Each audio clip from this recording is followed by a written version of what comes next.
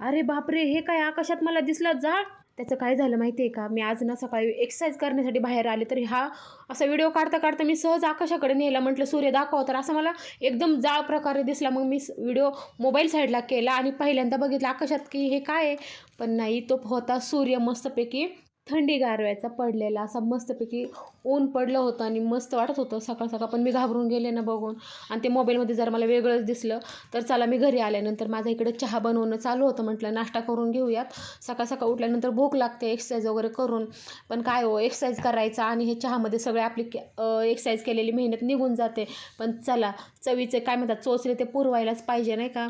पोटाचे नाही जरी पोचले तरी. आणि मस्तपैकी आपल्या इकडं फेसाळता असा चहा आपला रेडी आहे.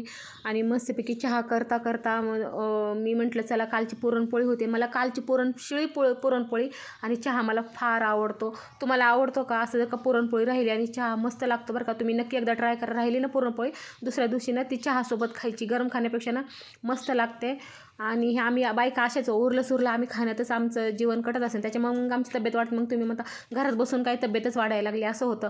मग हे तुमचं घरातले नवऱ्यांची काय म्हणतात ते बचत करण्यासाठी केलेला हा अट्टाहास असतो. म्हणजे फेकून देण्यापेक्षा पोटात गेलेलं बरं असं. चला, शंकरपाळी पण घेतलेली आहे, आपल्याकडे नाश्ता रेडी आहे. माझं जर का व्हिडिओ आवडत असेल, मग सबस्क्राईब नक्की करा आणि कमेंटही करा. Tata, bye bye.